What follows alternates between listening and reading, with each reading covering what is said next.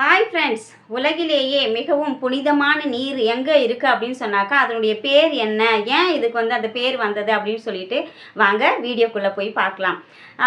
பாலைவனமான நம்ம சவுதி அரேபியாவில் தாங்க இது இருக்குது. இதுக்கு பேர் பார்த்தீங்கன்னா ஜம்ஜம் அப்படின்னு சொல்லுவாங்க. ஏன் இதுக்கு ஜம்ஜம் அப்படின்னு பேர் வந்துச்சு அப்படின்னு சொன்னால், ஆபிரகாம் யூதம், கிறிஸ்தவம், இஸ்லாம் இந்த 3 மதங்களுக்கும் ஒரு மூத்த இறை தூதரான ஆபிரகாமை தாங்க இவர் சொல்கிறாங்க. ஆபிரகாமோட 2வது மனைவி ஹாஜரா, அவங்களுக்கு பார்த்தீங்கன்னாக்கா ஒரு இஸ்மாயில்ன்ற ஒரு பையன் இருக்கான். அந்த பையன் தான் அந்த பையனை கூட்டிக்கிட்டு ஆபிரகாம் இல்லாத நேரத்தில் அந்த பாலைவனத்தில் அந்த அம்மையாரை மட்டும் விட்டுட்டு வந்துடுறாங்கங்க.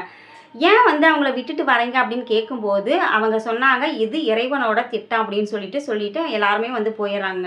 அந்த குழந்தையை வச்சுக்கிட்டு இவங்க ரொம்பவே கஷ்டப்படுறாங்க. அந்த குழந்தை அழுதுகிட்டே இருக்குது. ஸோ தண்ணீருக்காக அந்த மலையும் இந்த மலையும் போயிட்டு பார்த்துட்டு வராங்க. அந்த தண்ணீரே இல்லை. அவங்க திரும்பி வர்றதுக்குள்ளார அந்த குழந்தையோட கால் அடியில் ஊற்று வந்துக்கிட்டே இருக்குங்க. என்ன ஒரு ஆச்சரியம்! பாலைவனம், அங்கே தோண்ட தண்ணீரே கிடைக்காதான், ஒரு பெட்ரோல் தான் கிடைக்குமா. அந்த இடத்துல பார்த்தீங்கன்னா ஒரு ஊற்றா வந்திருக்குங்க. அந்த ஊற்று பார்த்தீங்கன்னா வந்துக்கிட்டே இருக்குது. அல்ல குறையவே இல்லை. அந்த நேரத்தில் தான் ஆஜரா என்ற அவங்க ஆபிரகாமோட மனைவி பார்த்தீங்கன்னா ஜம்ஜம் அப்படின்னு சொன்னாங்க. ஜம்ஜம்னாக்கா நில் அப்படின்னு சொல்லிட்டு அர்த்தமா. அப்பவும் பார்த்தீங்கன்னாக்கா அந்த தண்ணீர் போய்கிட்டே இருந்ததாங்க.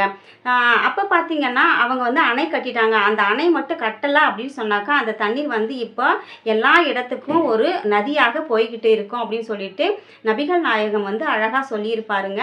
ஸோ இதுதான் ஜம்ஜமோட ஸ்டோரி.